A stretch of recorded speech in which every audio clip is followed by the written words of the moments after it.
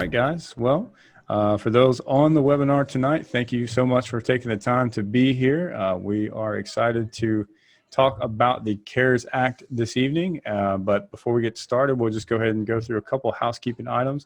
Go ahead and just make sure that your microphone stays on mute for us if you don't mind. And then if you have any questions that come up throughout the presentation, just go ahead and click on the chat box down below and make sure to enter your questions or comments down the chat box, and we'll do our best to keep up with those and make sure we get those addressed for you throughout our presentation. So another housekeeping item, this is going to be just strictly an educational webinar, excuse me. So, you know, we definitely encourage you to seek your own professional advice, even though we have two of our own professionals here this evening. But again, you know, this is educational only. We're not encouraging or recommending any type of investing advice based off of this webinar. So with that said, we'll go around table and just kind of introduce ourselves. My name is Cody Laughlin. I am the managing partner at Blue Oak Capital. With me, my co-host right over here, Mr. John Beatty. John, how you doing? Hey, hello, everyone. I'm glad to be here. We got Kurt and Sheri Allshouse with us today to talk about the $2.2 trillion CARES Act and kind of what that means. And, you know, we're going to open it up for questions at the end. Just kind of type in the chat box, and we're just going to go back and forth. So Cody and I are excited, and thanks for Kurt and for Sheri being here. Yeah. Well, with that, Kurt and Sheri, if you guys wouldn't mind introducing yourself and tell us a little bit about your backgrounds, and we'll go get started.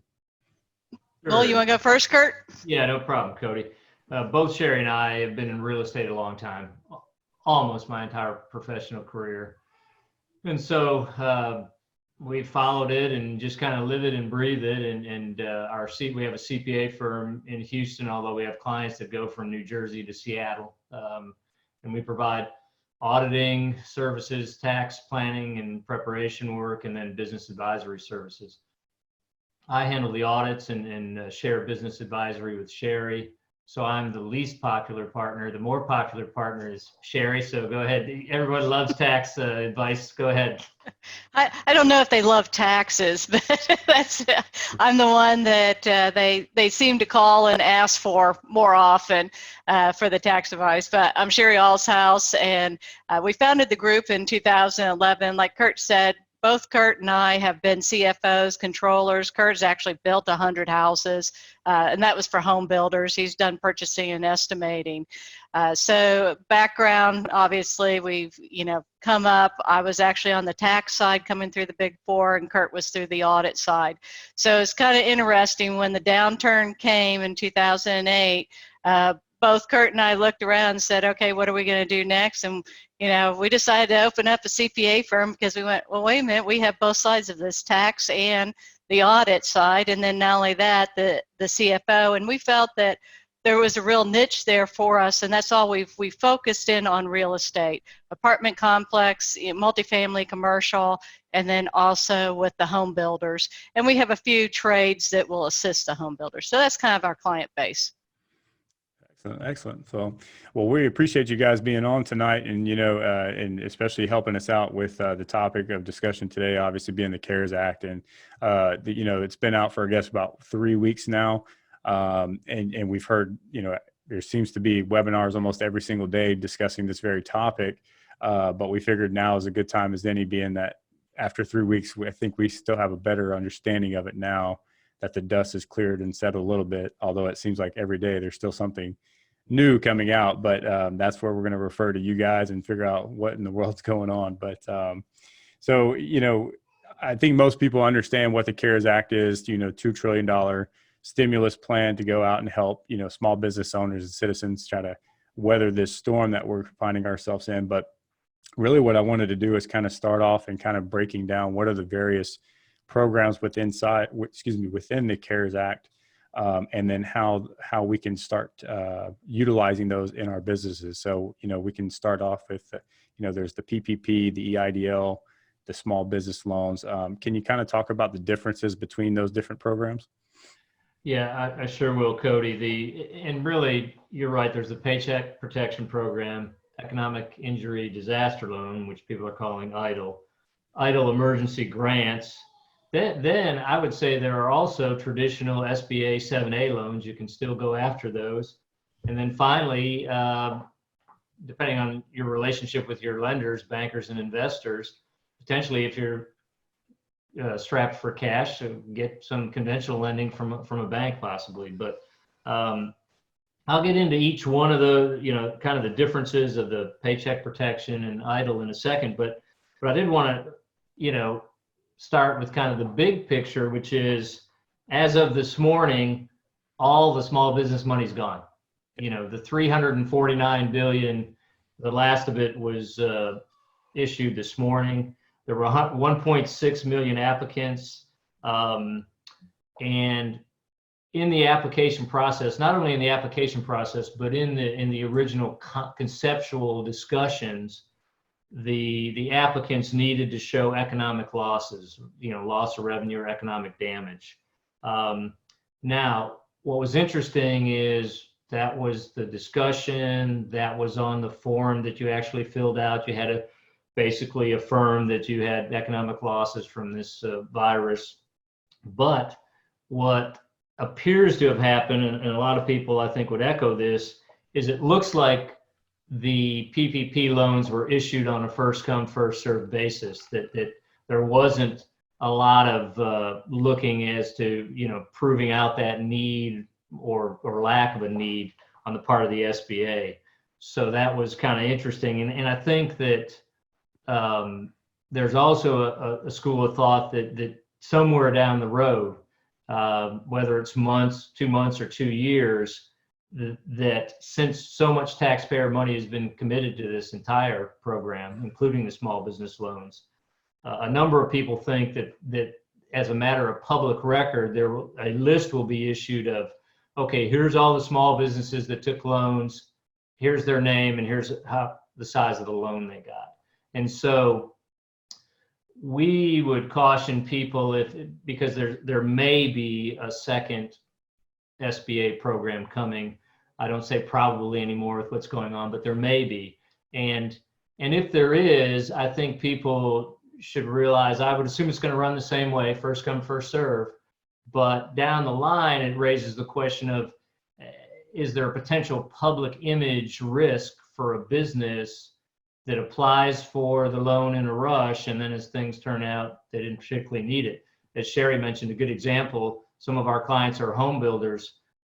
Their cycle time is so long that they've been still closing homes in the last 3 weeks. A lot of them haven't been selling, but their damage is 6, 8, 9, 12 months away, depending on their cycle time. So as a home builder, if you apply for that, what does that look like later on if indeed that list becomes public?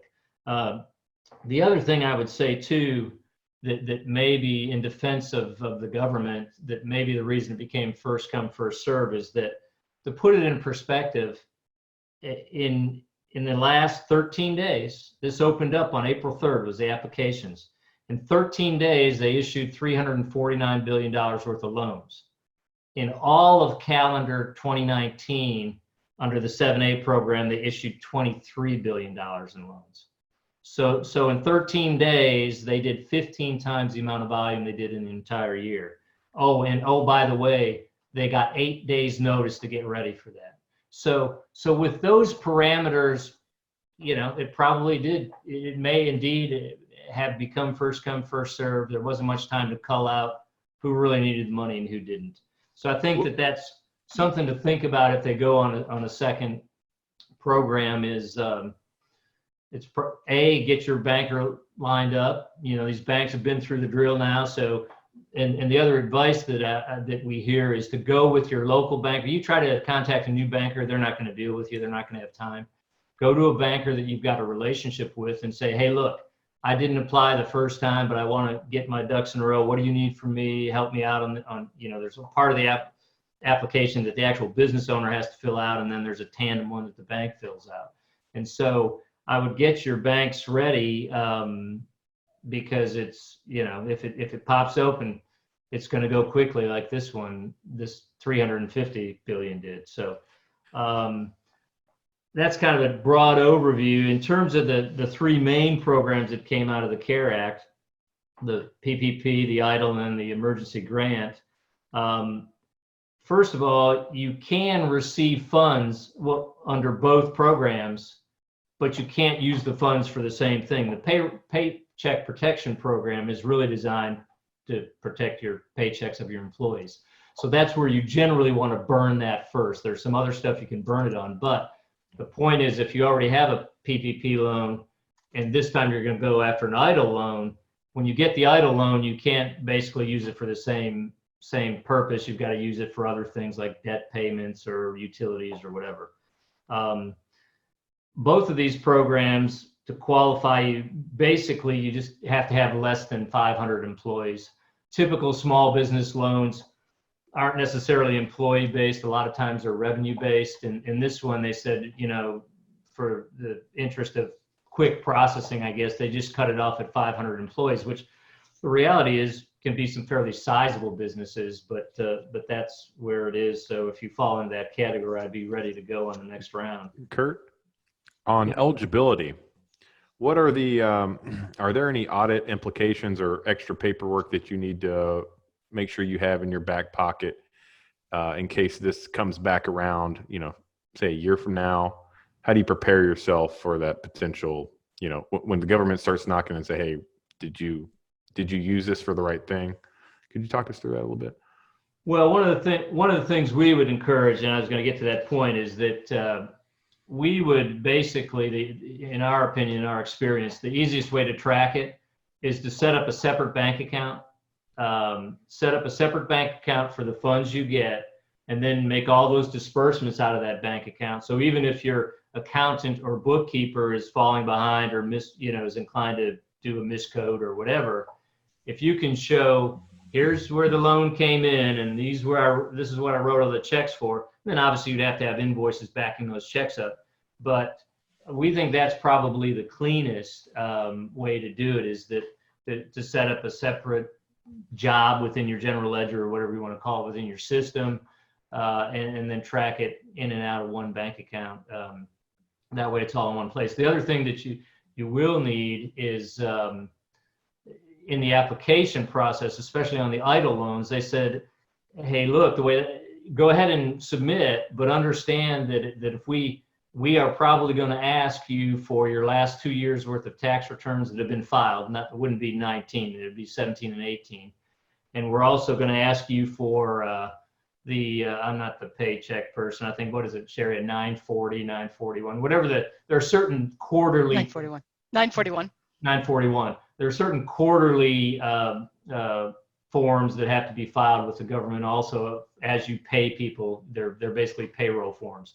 So they've said that, look, the data they want to back things up to show that you needed the loan, they want it to be based on stuff filed with the government. So in my case, even though we do some independent audits, they said, look, we're not interested in what your auditor said.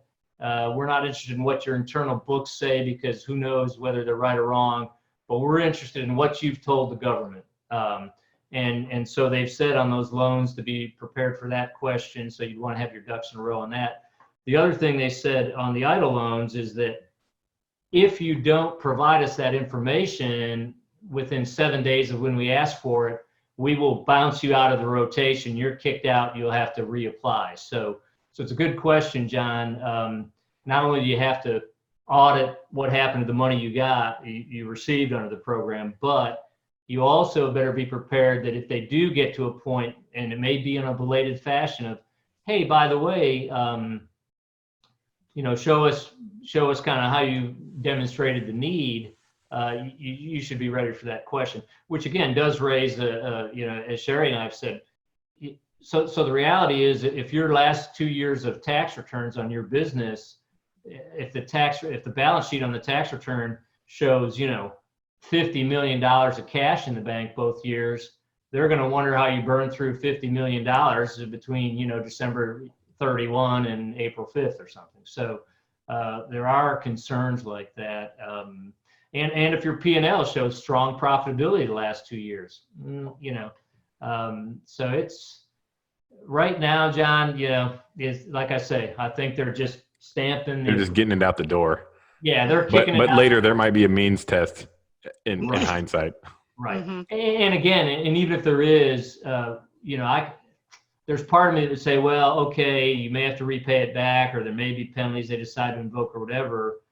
I think potentially an equal or greater risk is if indeed that list does get published and there's a businessman down the street that didn't get his loan in time, and he sees that you got one, and he kind of knows you were kind of fat and happy somewhat through the whole process. There's that concept of your public image damage, I guess. So let's see. Both of these loans, the other thing about them is anybody that has 20% or more interest in the business has to disclose the information. So that it's not just you, it's your partners and all that. So there again, I guess the reason, part of me thinks the reason they would ask for that is like, okay, well, the business is showing this huge loss and your personal tax return doesn't show that you're making that much money. But, wow, this 25% partner, he had, adjusted gross income of $10 million last year, and you're asking for a loan, so it's, I think they're asking for all that stuff for a reason. I just don't know when the day of reckoning is going to come, if it ever does, but they certainly are set up to have a day of reckoning if they choose to do it. The other thing is, if you do have multiple entities, you can apply for a loan for each business. If you've got 3 or 4 businesses, each business can apply for a loan. But the only difference is, again, if you've got common ownership of a certain level, but if you've got common management or overlapping management between those entities, you kind of have to show them all that information. So we think the fact that they're asking for everything, at some point there's going to be a means test, even though it's after the fact. Let's see. The only other thing is that it's not just businesses. They've said sole proprietors, self-employed people, subcontractors, gig economy workers. Everybody's eligible. So that's kind of some comments that relate to all the programs. Now, in terms of some of the specifics of the Paycheck Protection Program, it's basically they will loan you 2.5 times your average monthly payroll from the last calendar year. That's the way the final regs came out. It was back and forth, or whether it was a trailing 12 months, but the terminology is calendar year.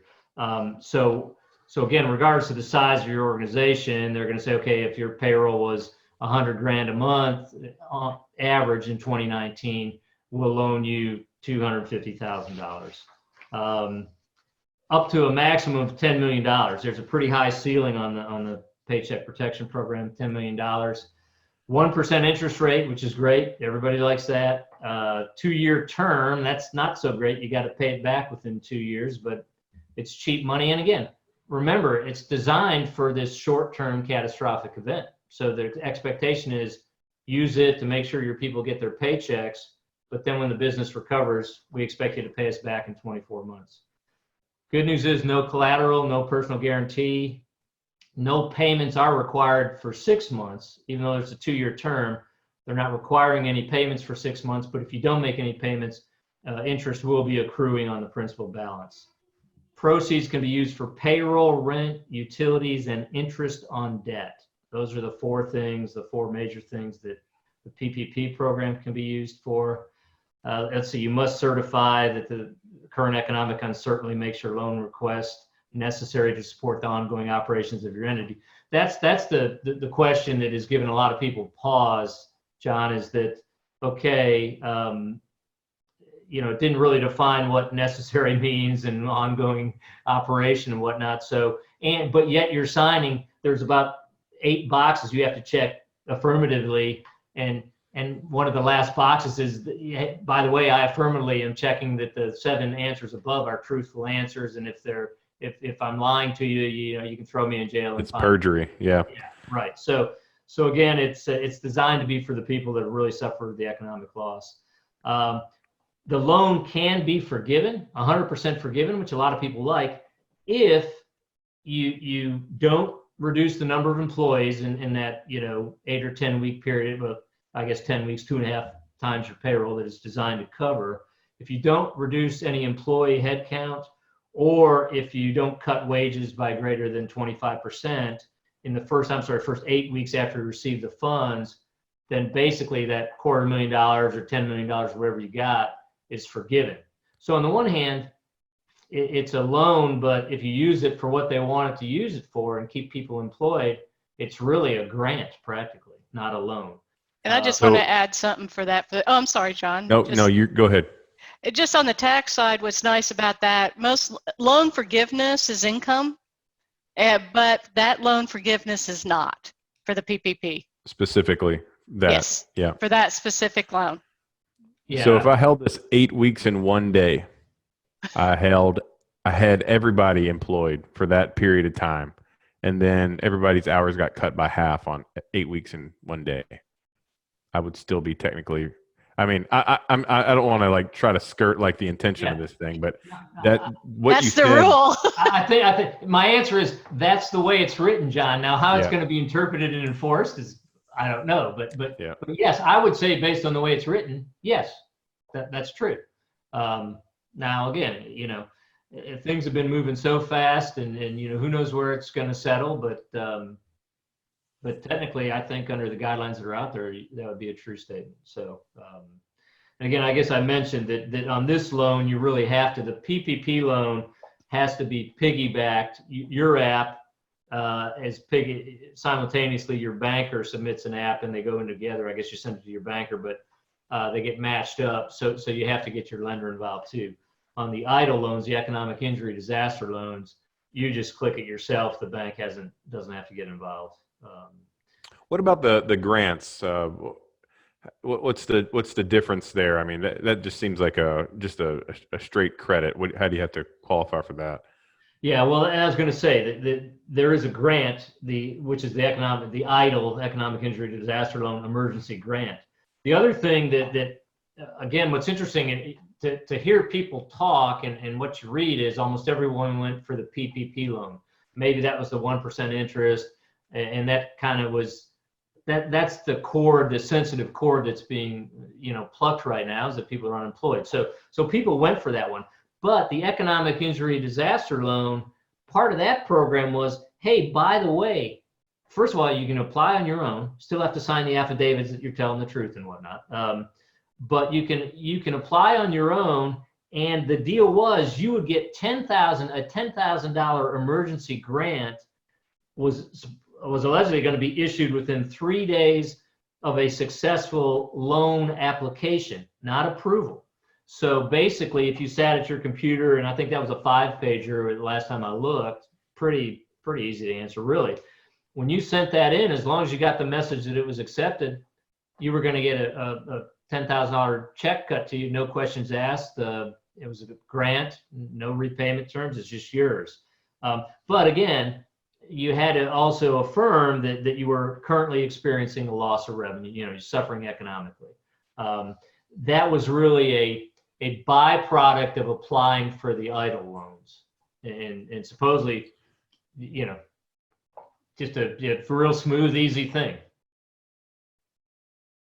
So on the EIDL loans, again, kind of talk about those. Those are $2 million max instead of $10 million. A 3.75 fixed interest rate up to a 30-year term, though. And a lot of people like that. It's like, well, if I can get a decent amount of money loaned to me at 3 3/4, and I could possibly get terms 30 years out, then maybe I grab that money and I'll put it to use over time and see what happens. Although, again, I say that you've really got to use it for the purposes they want. It is also collateralized. It's collateralized by the assets of the entity. And if it was if the loan ended up being above $200,000, all of the 20% or above owners would have to sign a personal guarantee on that loan. Yep. So that may be, again, why everybody migrated to the PPP loans. In this case, no payments are required for 12 months, although interest will accrue. So instead of waiting 6 months, you can wait 12 months.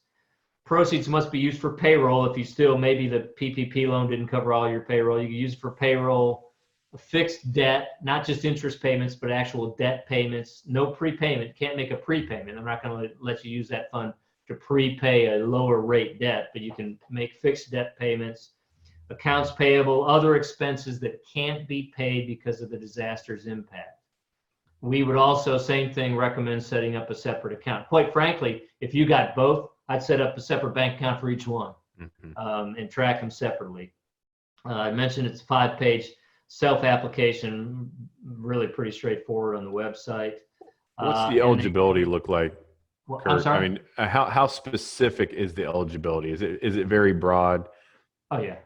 It's just like, hey, have you been impacted? Kind of yes or no. Right. Yeah. No, that neither application form for the business owner asked to quantify the economic loss. Didn't ask what your assets were, what your rev, it was just like, tell us who you are and where you want us to send the money. But here's these 8 questions, and the maximum punishable was $1 million fine, and I forget 100 years in prison or something. And like Sheri and I joke, they're going to make an example of somebody. You know? Yeah, for sure.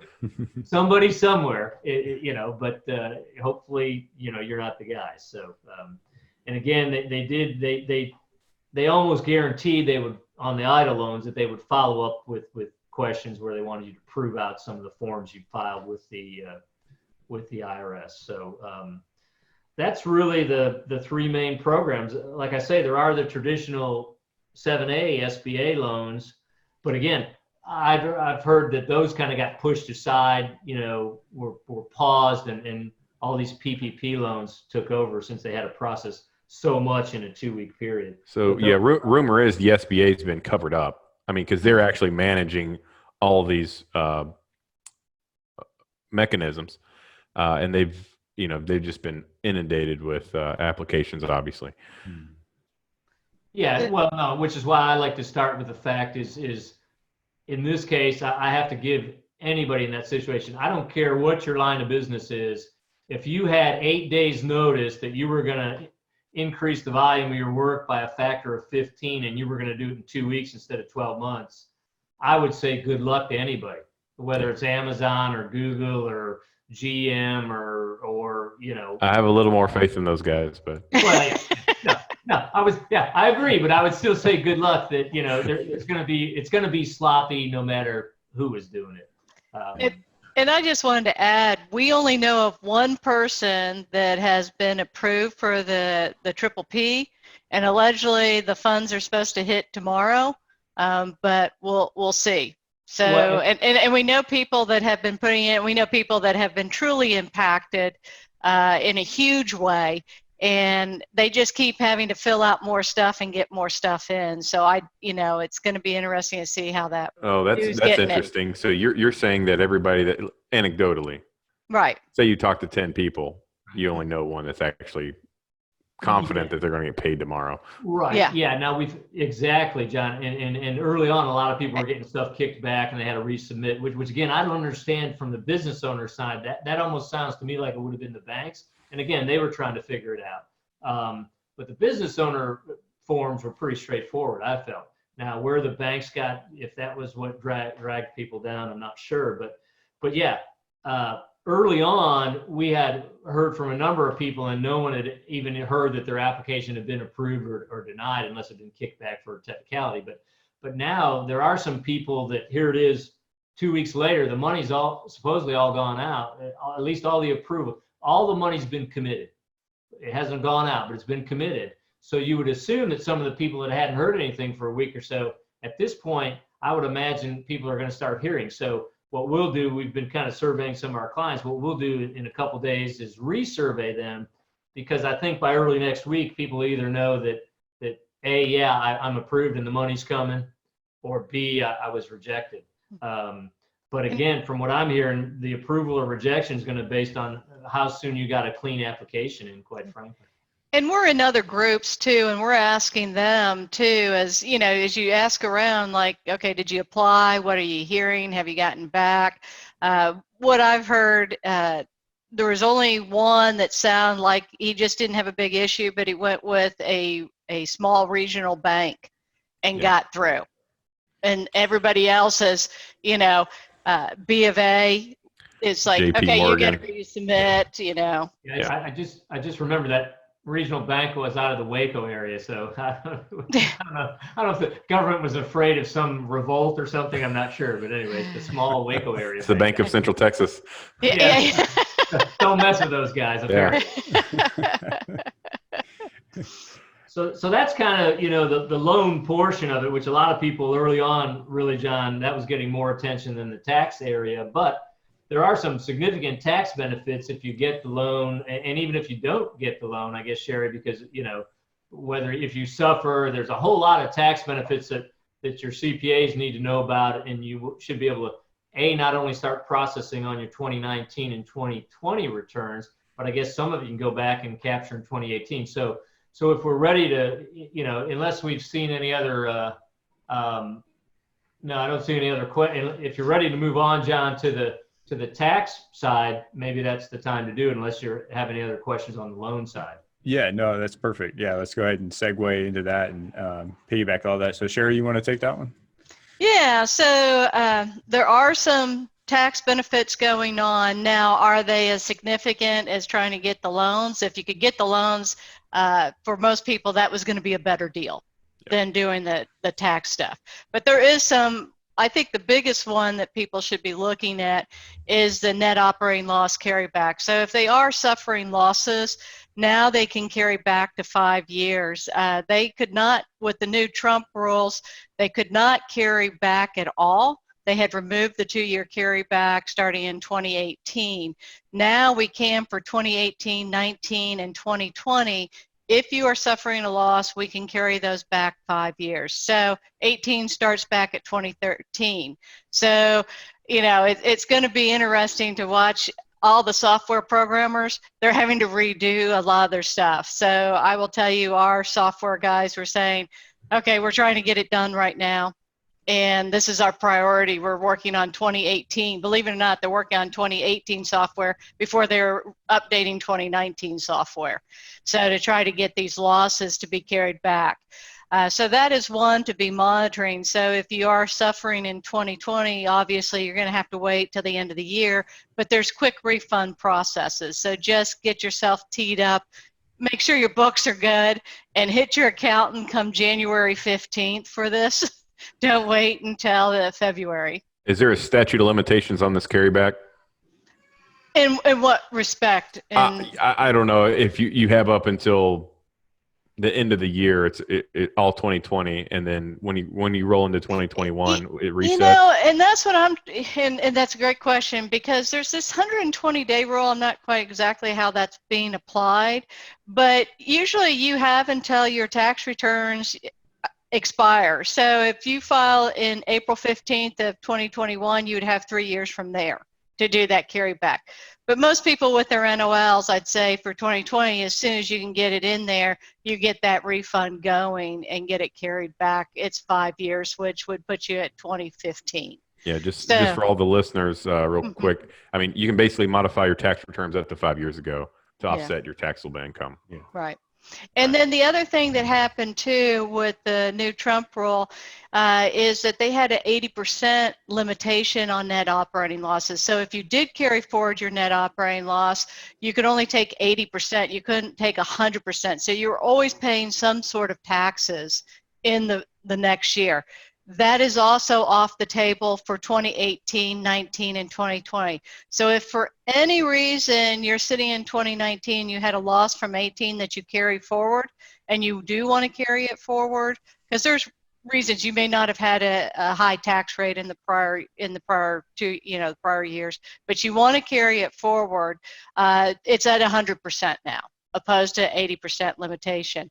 The other limitation that came in for individuals is when we have this business income or losses that are coming up from partnerships or S corporations that they're coming out of that, you are limited to $500,000 of this business loss to offset any other type of income. So if you're an individual that had a lot of dividend income coming in or interest income coming in of some kind, you're limited to $500,000. So that was another limitation that was sitting there on top of the 80%. That also is gone. So that's where you're looking at on these NOLs to get going and looking at what did your 18 return look like and how do you want to utilize it. So I think that's probably the best one that's out there right now, the easiest one to use. There are tax credits for keeping employees in place. There's a 50% one if you were affected, but literally you've got to show that you have a reduction in your gross revenue by 50%. And then once you hit that 50%, you get the credit, but then you lose the credit when you go to 80%. So Kurt and I kind of talked, we wondered if that's going to be a measurement of what's necessary on Sheri, these loans. let me jump in too, because that I kind of think the opposite of tax people, I guess, which It's probably good. Many of us too, but when she says if it goes to 80%, Yeah. what so basically you're saying is if you're really if you lose between, so if your revenue is off by, it's really going instead of going from 50 to 80, it's going down to 20% loss. In other words, if I've lost 21% of my revenue, I still get a little piece, right? Right. You'll get the piece, but as soon as you flip to 20%, you no longer qualify for the credit. If your revenue loss is in a 20 to 50% range, why they worded it 80% is just to keep the rest of us in the dark or whatever. But so if you lose 50% or more, you can deduct what, 50%, right? Yeah, you get the 50% of the credit, and it's a max of $5,000 per employee is what you get, and you get it on your payroll. Right, and then I guess I did interrupt, but yeah, you and I decided that was the only place in any of the bills, the whole 800-page deal, that we saw where someone kind of implied a range of what they meant by loss. So whether, I mean, it's not safe to say, but someone, the person that wrote that piece of the bill decided that a 20 to 50% loss in revenue would somehow qualify as this disastrous event. Yeah. So first, you got to hit the 50% mark, and then they'll allow you to ratchet back up as soon as you get past, your gross revenues back to 80% of what it was the same period, then it's okay. So that's, and depending on who's out there, that may or may not be something that qualifies for them. And I think that's a big hardship, the 50%, to sit there, and probably what they're more worried about is other things than that credit at that point. But it is a quick way. You get it on your payroll report, your 941, but you do have to fax in. There's a form 7200 that you fax in, which I don't know. That's interesting to me, to fax into the IRS. You mean I know what it actual takes. Fax machine? An actual fax machine. Yeah. There is a fax number that you send in, that 7200, to ask for the quick refund for your payroll. I believe Fred Flintstone wrote that portion of the bill. Well, just so that you guys know, the IRS does not communicate via email. That's not how they operate. It is either letter or faxes. You, as CPAs, as tax people, we fax things in. That's just what we do. We're used to this. There's no email correspondence. That's how they operate. So, but I just don't know how that fax machine is going to work, to be perfectly honest. Seen a fax machine. So I just wanted to put that out there. But also, if you guys want to kind of see what's going on in that form, they say what you have to hold on to prove these wages, that lost wages. So you've got to be able to prove the reason that the losses are there and that you're still paying. And that's getting the information and documenting everything. Like Kurt is saying, paper this up. And it's like anything you do with the IRS. Paper is good, so make sure to paper it up, even if you PDF it. But get your documentation in order for that. So that's the other thing that's happened is payroll tax deferral. So Social Security, there's an employer portion. That 50%, you actually get to defer that percentage. The first time you have to pay it is by December 31st, 2021. Yes, I did say 2021. And the next 50% is December 31st, 2022. But make sure if you do something like that, that you have it on your calendar. And I would make sure you do it a couple days before. That's for all payroll taxes in 2020? Yeah, well, it's for the Social Security portion only. So just make sure it's only the employer But it's for the portion. current year. Yeah. So just be careful when you're doing this, that you're only doing it on the employer. If you're with ADP or some third party provider, you're going to want to get with them. Make sure everything is labeled out on your system so that you can prove what was sick pay, what was Family Leave Act pay, because we have a requirement to give a 2-week sick pay under certain circumstances that are COVID related if somebody wants to take that. And that's for all businesses. There's nobody exempt from that.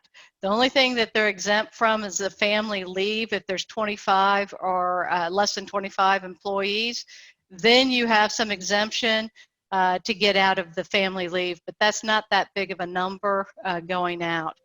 But still, it's getting that documentation in place. Just so I'm clear, the deferral of the payroll FICA, is that for all businesses or businesses that have suffered a loss? And so it's actually for all businesses.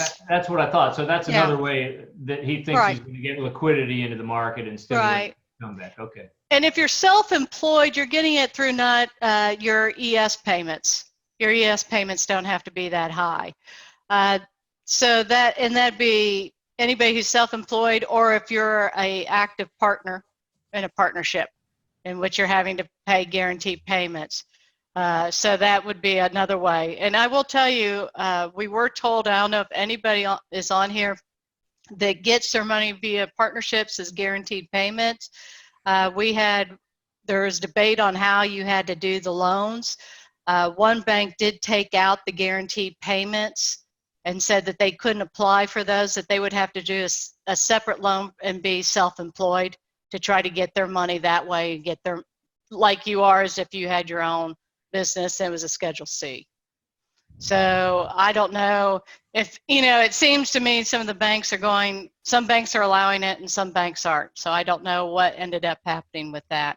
So those are really some of the big things that are happening for businesses that are out there. Now, there are a couple things as individuals that we can also do, and that is the retirement plans.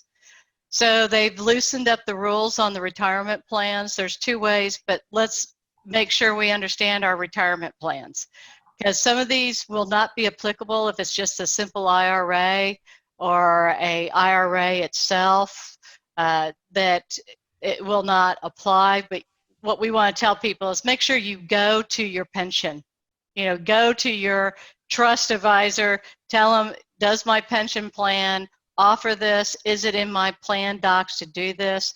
The word on the street was that the documents may not had to put in these amendments for these rules to apply. And that is important, because when they pass these different types of rules for the IRAs and the SEPs, usually you have to go get your plan documents amended and ratified that way, but it sounded like that they weren't going to require that of the plans. But just make sure you talk to whoever is your trustee administrator for your plan to make sure that these things qualify for you.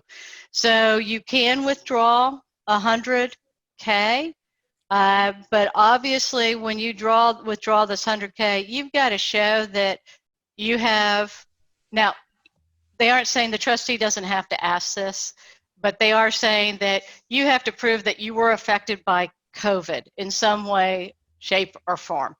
You can't just go, oh, I want to go get 100,000 and go buy a house. You got to show that there was COVID.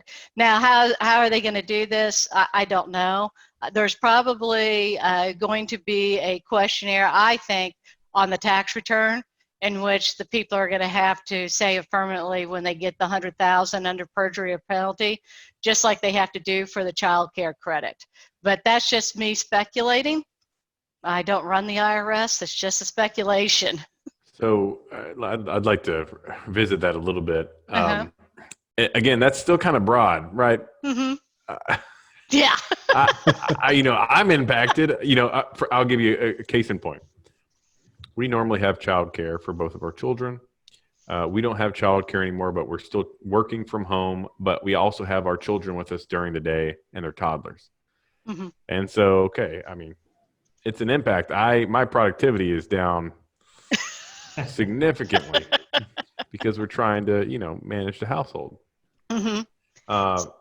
And so, yeah, I'd be like, well, yeah, of course I'm impacted, but Right. yeah, And you see what I'm saying? I feel conflicted a bit. yeah, and let me read to you what they basically say. You have been diagnosed with the SARS-CoV-2 or COVID-19, or you have experienced financial hardship due to reduced hours, not working, having to take care of a dependent, so that, or other factors. The IRS will provide guidance on what other factors are. The problem is, just like when we had the new law coming into effect in 2018, the regulations are going to come after you've already taken the money. So usually what the IRS does is, if you took this money and you ended up not qualifying, they usually give you a get out of jail card. They say, okay, we're going to give you 60 days or 120 days from the time we release this regulation to get it fixed. Yep. And that's what they're probably, I think that they'll do. That's normally how they do it, is they give you some sort of time to get the situation fixed. And that went on a couple years back when there were some new switches on the IRA rules where they aggregated all the IRAs together. Because what people used to do is they'd take a distribution out of one IRA and they would do multiple of those and then repay them. Well, the IRS said, no, you can't do that, because that's just allowing you to roll. And so what we're going to do now is consider all your IRAs together, aggregate them, and you can only do one of those a year. So I think this will be a very similar thing, because they gave them time to fix the problem and say, we're going to give you you get out of jail free. It's really get out of the penalty free. Yeah. So they get out of jail. And so, yeah, for everybody, it's a 10% penalty. Is that correct? It's a 10% penalty. That's correct. Normally, yeah. 10% penalty. And what's the time frame on this? So if I'm a business owner, I'm like, hey, I need some liquidity personally. I can withdraw it from my 401k without penalty. However, the tax is due. Right. And it's 100. I think it's 180 days from the day Trump signed the law. That is the time frame that you have. As this goes on, who knows what they're going to do with that time frame. So it's kind of the sooner the better if you think you wanted to do that. Now there's two ways you get money out of your IRA. You can withdraw it, pay the 10% penalty, but this is what they're saying is that 10% penalty is gone. If you qualify under those definitions, then not only that, we're going to give you 3 years to pay it back, or you can bring it into income over a 3-year period. So, but it starts in 2020. So you would have to, is it ratable? So ratable, yes, ratable okay. over the 3-year. Yes, exactly. So, but you have to start with 2020. So again, I don't know how they're going to say, if you decide to wait 3 years and then you get to year 3 and you can't pay it back, what are they going to do to you? Mm-hmm. So I don't know how that's actually going to work on that equation. The other way, go ahead. Question. Yeah. Hi there. So I have a question I wanted to add to what John was adding to. All of those different variations on how you can withdraw from your IRA, and I'm assuming withdraw from your 401k as well. Mm-hmm. All of those will be dependent on how you are affected by COVID. Correct. But yeah, I mean, I think what they're just saying is if you've been affected by COVID. Highly subjective. Correct. like every IRS rule. Well, I don't even blame the IRS. It's Congress and our president who signed. So let's not blame IRS for everything. That it's all gray. And a lot of times you don't know until the court case shows up. After you've done it. After you've done it, which is 3 years down the road.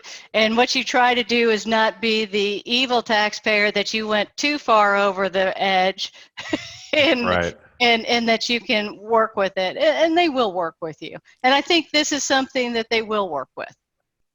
I mean, if you have, let's just say you have a reasonable case that you were impacted, and this is all theory right now. Mm-hmm. If I was impacted and I said, okay, well, I think my tax rates are going to be higher in the future, I would withdraw now and take that kind of deferral over 3 years of paying that income tax. Now, I mean, that's the theory. Again, this is theory. Don't do it. I'm just. We're not advising but that makes sense, right? I mean, is that? Well, what you're explaining exactly the reason people do Roth conversions. So that's exactly, if you think that you're sitting in a low year and you want to convert your IRA over to a Roth so that you can take it out later at a higher rate when you would expect to have a higher rate and not have it taxable. You're in the exact same concept. So there is planning opportunity. We call it planning opportunities. So, right, it's so not folks illegal. Should come to you to discuss that planning opportunity. Yeah. but I will tell them is that, there is a gray line here and how far you want to push it. What I always tell people is, if you had 12 jurors in front of you, how would you think you would fare with that trial, taking that?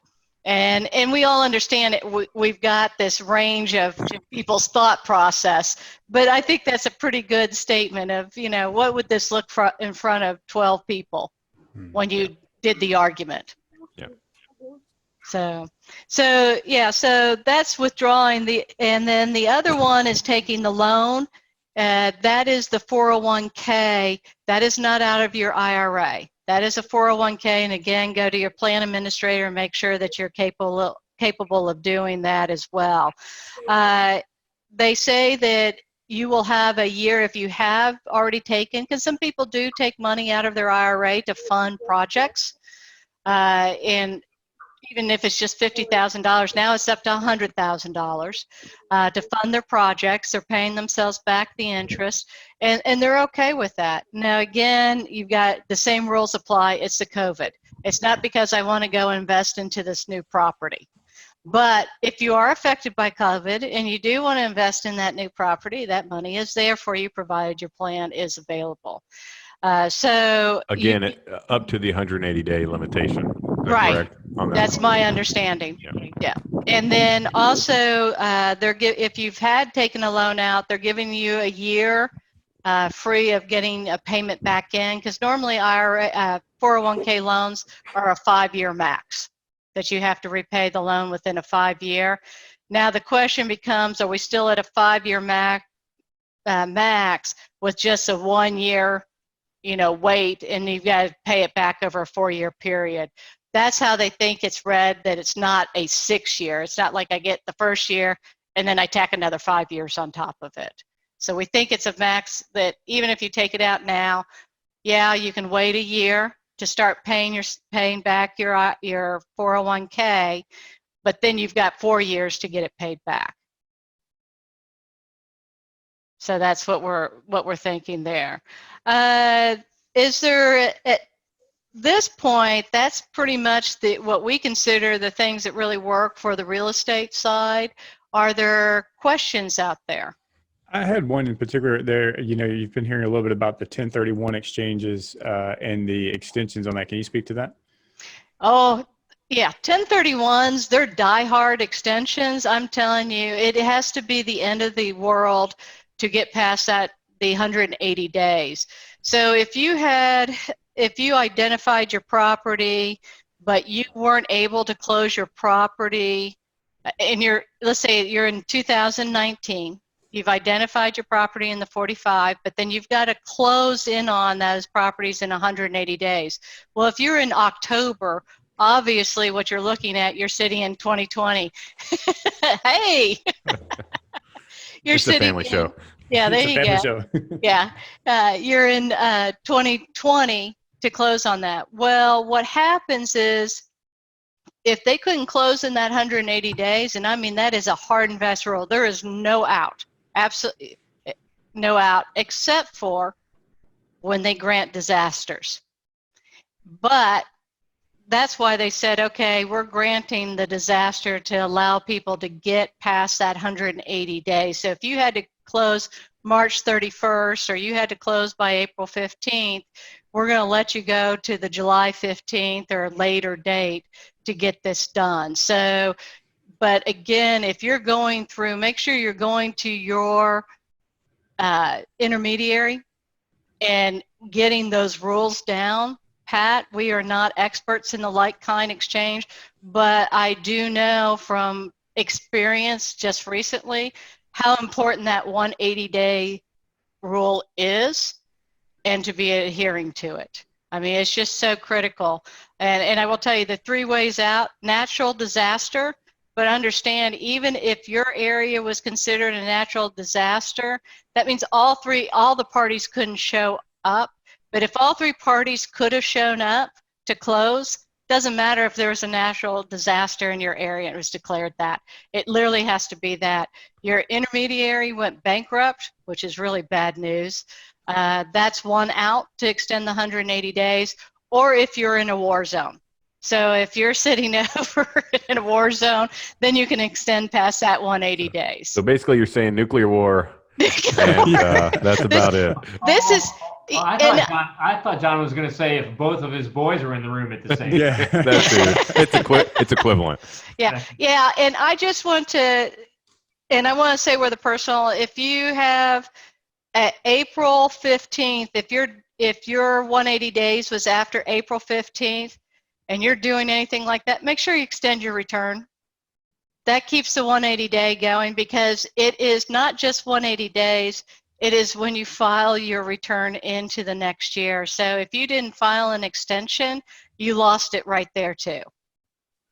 So it is critical that you know that those rules and you're talking with your intermediary.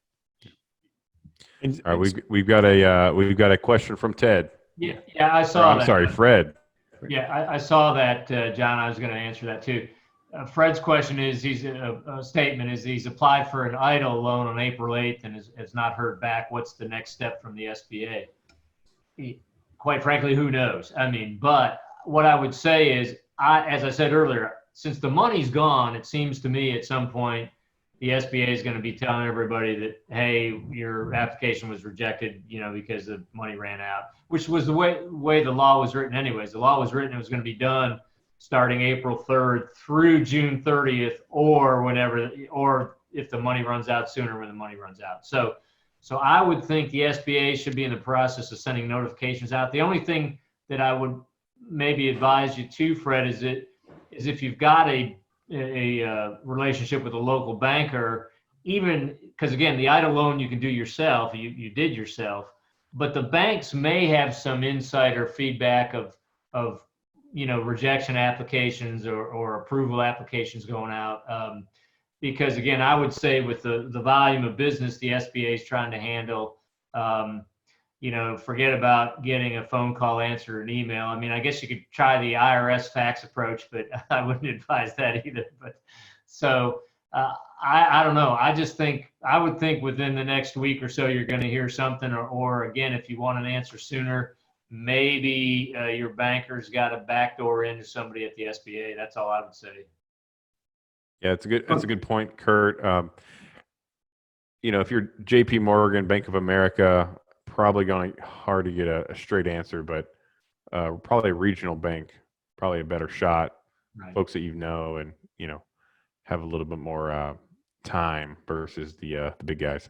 Yeah, and it gets back to that same recommendation that early on people figured out that since all the banks were swamped, the banks were going to take care of their existing customers first, whether it's a small bank in the Waco area or big New York City bank. So yeah, I would check with. Odds are, the fact that so many banks got involved in this PPP loan, that odds are wherever you're banking, they've had some interaction with the SBA, so they may have an opinion on that, Fred. And I do know Bank of America was not was not working with anybody that was not a client of theirs. A lot of So, them took that yeah, approach. yeah, that they definitely did that. And I'm going to have I'll probably say the wrong one, so you guys can correct me. Is it Morgan Stanley that they own, or Merrill Lynch? Merrill Which M? Lynch. It's Merrill Lynch, thank you. Yeah. Which M is it? So that even if you're a Merrill Lynch customer and trying to go through, that they were having a hard time. They were first saying no, then they started saying yes, and they said no. So, and then I think they finally went back to yes, but that was just, by that time, I know people were trying to move on to some other banks. Good question. Other questions out there? Just type them in the chat box. I mean, by the way, Sheri and Kurt, this has been very helpful, and you made it black and white where you could, and, which I'd say it's about half. We'll wait for the court cases. Well, one question we didn't ask you guys at the start is, how much sleep have you guys been losing the past couple of weeks trying to understand this big legislation? Well, this past week hasn't been bad, but 2 weeks ago, yeah, it's like, I felt I was in Groundhog Day or something. It's like the alarm clock would go off and you'd be back reading COVID-19. So, is there ongoing interpretation being put out by, I guess, the IRS or? Really? Yeah, but nothing huge. I mean, nothing, just further tweaks. Yeah. I think, and I forget what the update was, John, but I know that SBA put out a few new points on, it might have been the EIDL loan as of last night, actually. They put some stuff out that was dated, I think it was dated April 15th, or maybe it was April 14th, 2 nights ago. Again, there's my Groundhog Day. It's like, I can't remember anymore. But and they're doing more extensions. I mean, more extensions are coming out. Minor tweaks.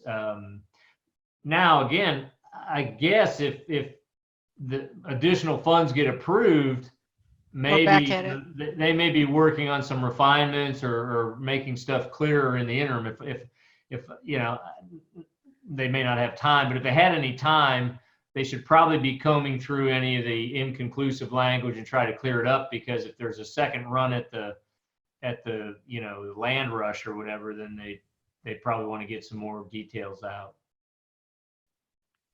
Yeah, according to the news feed I'm on right now, there's still talks around, reloading the chamber, if you will, for the money. It's just both sides haven't agreed. So my comment to Fred is stay on top of the news, and as soon as something hits the wire, I mean, talk to your bank first. But as soon as something hits the wire, man, you better shoot it in. And John, I thought I did see in the CARES Act, they have the ability to fund more money. I thought they had carved out a few, another round that could be there without having to go back through Congress, but maybe they're trying to get even more. I thought they had carved out that through 2021, God, I thought there was another 200 billion sitting in there. So, some, high number that when I was reading through it. Now, I understand that, again, that was several weeks ago that I read through, but I swore I saw that they had some future funding sitting there that they wouldn't have to go back through Congress again to release. Yeah, I haven't heard that on a short-term basis, though, that anything's imminent on that, Sheri. Maybe that's a longer play. Approval, yeah. Yeah. Please type in the top chat box. Yeah. So, now, Cody, is there any other questions that you and John have? No, I think this is, definitely helpful. I don't think I have any in particular. I mean, it's just such a overwhelming, and apologize, you hear my daughter back there in the background, but it's just been an overwhelming past couple of weeks, just with all the information that's been coming out, and, like I said, something new every day. And so trying to just wrap our head around it. So, but this was just great information, definitely very insightful, and I think I'm good right now. I've got one more question, because this is quite a practical question. The tax filing deadline to July 15th. Do you have to file an extension for this? No, it's automatic. It just automatically rolled. Yep, and Okay. it's funny because there was debate going on our software, and we called up our guys and they said, no, we'll be able to process if extensions happen, because a lot of people get K-1s, and believe me, this is going to be the weirdest tax season. I've been doing this even as I mean, I've been around a long time. These gray hairs, yes, I haven't been able to dye. There's way more coming in. It's going to be, we're waiting for partnerships. Our first thing is we're getting through our partnership returns. But I think come July 15th, there's still going to be a lot of extensions coming out. There's just a letter that came out today, didn't there, or yesterday, saying how accounting firms, some of the big firms, are starting to do layoffs already. I So saw we aren't some- even sure. yeah. That's the other point I'd like yeah. to make, John, is that based on, it seems like a lot of industries, apparently even the accounting industry now, is saying, well, gee, if everybody else is laying off 20% of their staff, I'm going to lay off 20% of mine. And I just wonder if I could see a scenario. It would not surprise me if as the calendar keeps turning, they may have to push it beyond July 15th, quite frankly. And we're way, we're way down. I'll just, I can share this. I mean, they did a survey and they said filing is down 6.5% right now over last year. I mean, we took a hit on our side, not letting people go. We've got other preparers that we could not secure their location. So there's no way we were going to have them work from home without a secure location on people's tax stuff. Sure. So with that, we're down more. We're probably down at this point, I think we're down 15%. Because we lost a few. So it's one of those things that's crazy. You're not doing anything this weekend, right? Just go, knock a few down. Well, actually, I will tell you, I am taking tomorrow and Monday off, and I'm doing it another weekend because we're hoping everybody's back on May 1st, and we think we're going to do round 2 of busy season. Yep. And we have one person that's going to have a baby. He was like really excited because they got pregnant and the baby wasn't going to come until the first part of June, so he felt, I'm through busy season. Outside of tax season, yeah. Wrong. Good timing. Now he's telling his wife, we just laughed. He told his wife, it'd be really good if you have the baby on Friday. That way I can. And I said, and you're still alive after saying that? It's bold. Oh, man. So we're still having fun here. We're trying. That's good. So just anecdotally, just banter back and forth now a little bit. I'm giving some time for people to ask any more questions, but some of the small businesses I've talked with in their sphere, again anecdotally, they said, we think 15 to 20% of the businesses that we're around, and these are small restaurants and barbershops and things like that. They're like, we expect 15% of them probably not to come back, and that's I heard somebody reference some similar level to that earlier today. And so, there's going to be a lot of small business impact because, I don't know how many small businesses carry, 2 or 3 months of cash on hand. Yeah. To manage or want to do that. I mean, right. That cost burden is extreme when you have, your revenues are 50% or lower. Right. And you think of margins that they have, et cetera. I mean, it's just a terrible situation for that. Yeah. So we're actually eating out more now than we normally do, just trying to support the restaurants. Right. Yeah. We're hoping they survive. The ones, we're going to our favorites because we want them to make it. Sure. Yep. There's some that won't. Actually, I don't know if you get into this with some of your clients, but it might be a reasonable time to acquire some businesses. Yep. That's what they're saying. That's actually what they're saying out there. If there's money sitting on the side, this is a time to start looking. It's the same that happened in 2008. Then also, I don't think you guys were really around, but the RTC when the savings and loans went down. No. Yeah. Well, that was us. We were still there. So actually had a friend that worked for the Resolution Trust. So that was a huge opportunity of people picking up businesses from there. Now, that's a terrible thing to say, you've got people going down, but other people can come in and help out. But what I do hope that they do is they help in the process with the employees. Yep, that's right. Yeah, the worst thing that can happen is, okay, it's not good when people's equity gets wiped out of their business, but that doesn't mean the business folds up. If you had 10 people, you still have the same 10 people. Mm-hmm. Now you might not have the owner's equity that you once did, obviously, but mm-hmm. The business overall as an economic value add driver still remains. Yeah. Well, and I think we talked a little bit too about apartments and housing and that.